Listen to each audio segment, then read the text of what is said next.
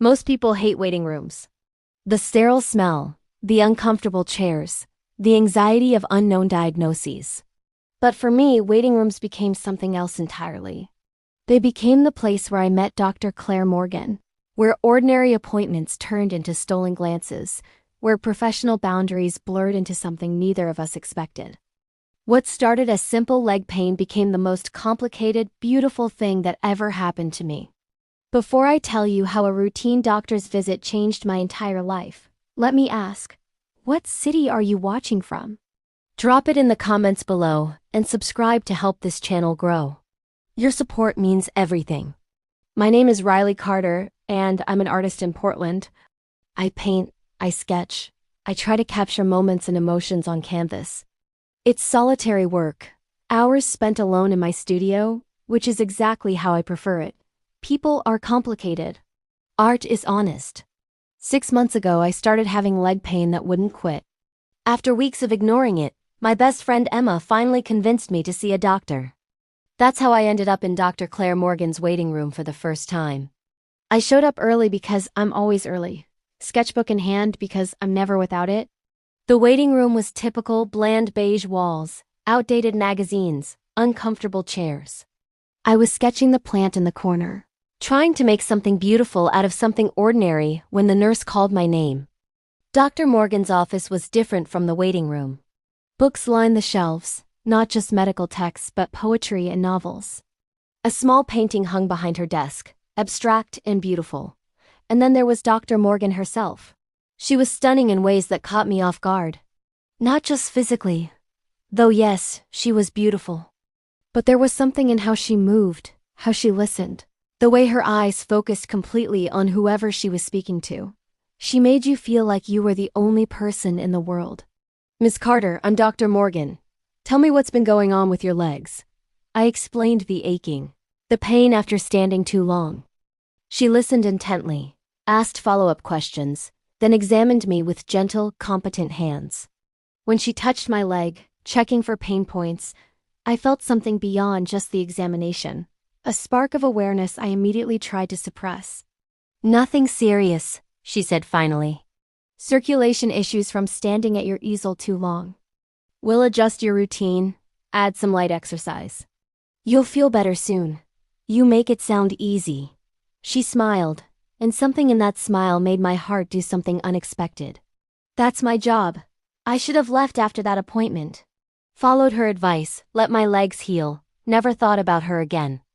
But I found myself booking follow-up appointments I didn't really need, inventing concerns that were mostly excuses to sit in that waiting room, and then in her office. Emma noticed. "Riley, you've been to the doctor 4 times in 2 months. Either you're dying or something else is going on. I just want to make sure the treatment is working." "Right, and I'm sure it has nothing to do with how you talk about your very attractive doctor." I didn't admit she was right, but I also didn't stop making appointments. Each visit, I'd arrive early and sketch, the plant, the chairs, the receptionist, the way light filtered through the waiting room windows. Dr. Morgan noticed the sketchbook during my 3rd visit. "You're an artist." "Yeah, it helps pass the time. May I see?" I hesitated, then showed her my sketches of the waiting room. She studied them with genuine interest, not the polite acknowledgement most people give art they don't understand. "These are beautiful. You see things others miss. The way you captured the light here, it's remarkable. Thank you." Her praise meant more than it should have. "You make this boring waiting room look almost romantic." Maybe waiting rooms aren't boring. If you look closely enough. Something passed between us then, a moment of connection that went beyond doctor and patient. She looked away first, clearing her throat professionally. "Your legs are healing well. You really don't need as many follow-ups." "Oh, right. Of course. But if you'd like to continue, I don't mind."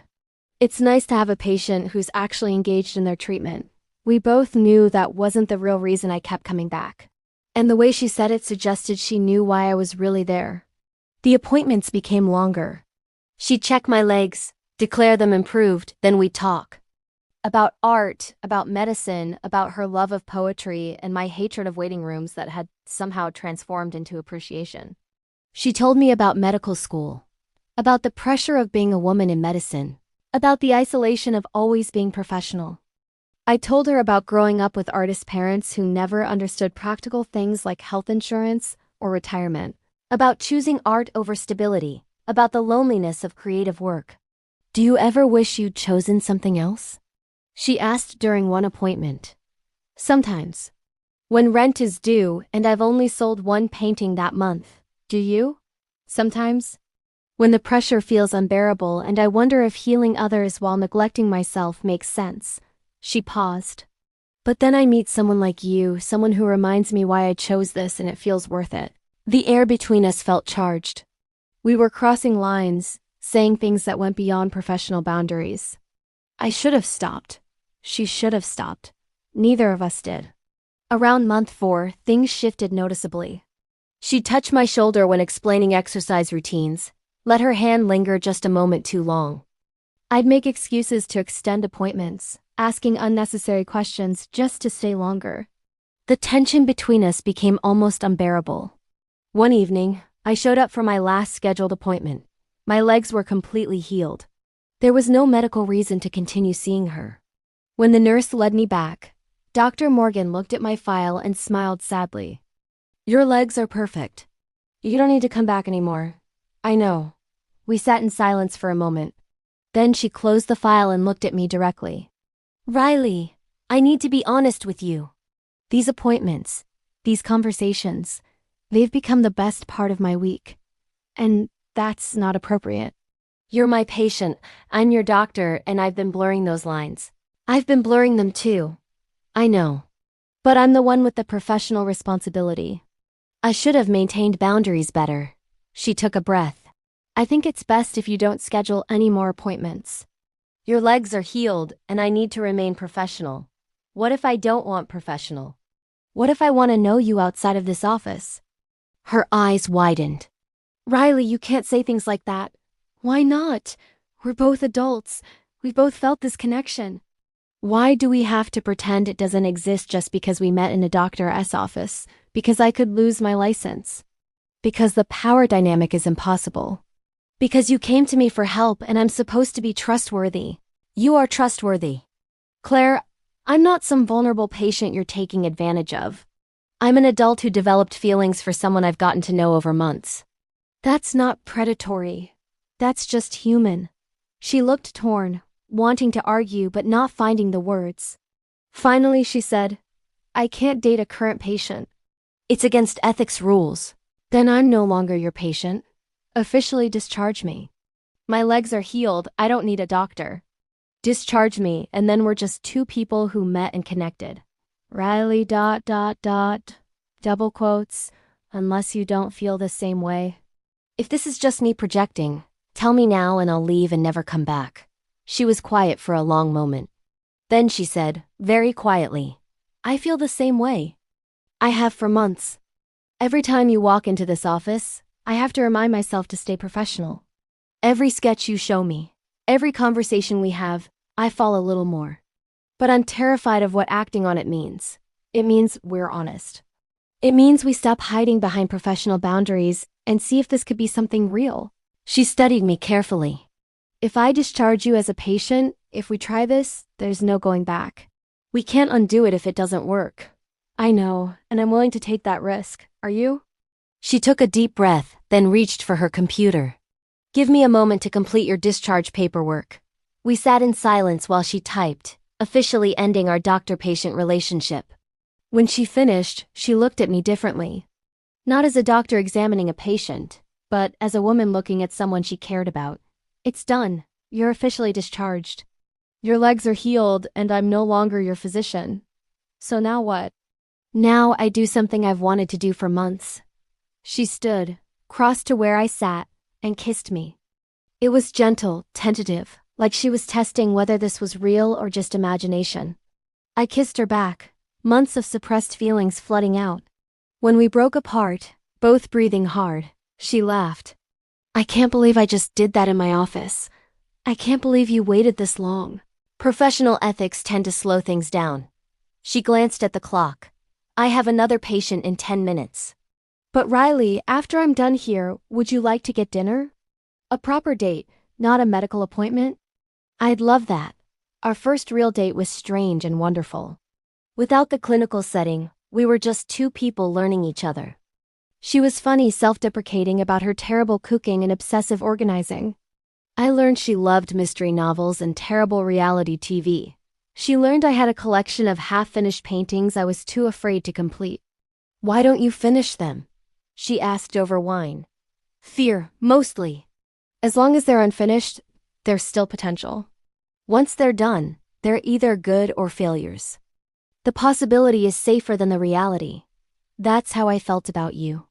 As long as we stayed doctor and patient, you were safe potential.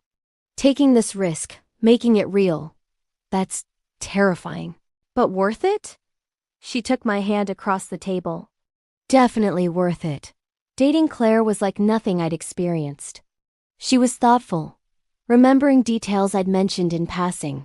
She'd bring me tea when I was painting late. I'd leave little sketches hidden in her apartment for her to find. We fell into easy routines, comfortable silences, genuine partnership. But it wasn't without complications. Some colleagues questioned her judgment when they learned she was dating a former patient. Hospital administration raised concerns about ethics. She faced scrutiny I never fully understood because I wasn't in that world. Maybe this was a mistake, she said one evening, frustrated after another meeting with hospital ethics board. Maybe I shouldn't have crossed that line. Do you regret it? US? She pulled me close. Never. Riley, you're the best thing that's happened to me in years. But I'm scared I'll lose everything I've worked for. Then we'll figure it out together. If they can't see that we met as doctor and patient, but became something else entirely, that's their problem, not ours. The scrutiny eventually died down. Once hospital administration verified all the paperwork, confirmed she properly discharged me before dating me, the concerns faded. We weren't violating any rules, just challenging assumptions about how relationships form. A year after that first appointment, Claire proposed. We were back in that same waiting room, after hours, when she got down on one knee. Riley Carter, you made waiting rooms interesting. You made me question every professional boundary I'd ever followed. You taught me that sometimes the most important things happen in the most unexpected places. She pulled out a ring. You made me brave enough to risk everything for something real. Will you marry me? I said yes through tears, and we were married 6 months later. During our vows, I talked about how waiting rooms had transformed from sterile spaces to places of possibility. How she'd taught me that professional boundaries exist for good reasons, but sometimes breaking them leads to the best things in life. She talked about how loving me taught her that being a doctor doesn't mean being immune to human connection, that healing others is important, but so is letting yourself be loved. Looking back, I'm grateful for that leg pain. Grateful for the discomfort that sent me to her office. Because in trying to heal my legs, she healed something deeper. She taught me that love finds you in unexpected places, that waiting rooms aren't boring if you're waiting for the right person, that professional boundaries matter until they don't. People sometimes ask if we worry about the unconventional way we met. I tell them every relationship has its origin story, and ours just happens to involve medical appointments and leg pain. The beginning doesn't define the relationship. What matters is what we built after we were brave enough to acknowledge what we felt. If you're still watching, thank you. Subscribe and comment about unexpected meetings. Have you ever met someone important in an unlikely place? How did it change your life? Share your stories. Because sometimes healing physical pain leads to emotional healing. Sometimes your doctor becomes more than a professional relationship. Sometimes waiting rooms become the place where your entire life changes. Waiting rooms used to bore me. Now they remind me of the day I met the woman I'd marry. The day professional boundaries became less important than genuine connection. The day Dr. Claire Morgan stopped being my doctor and started being my everything. Waiting rooms are never boring for me anymore. Because they're where my love story began.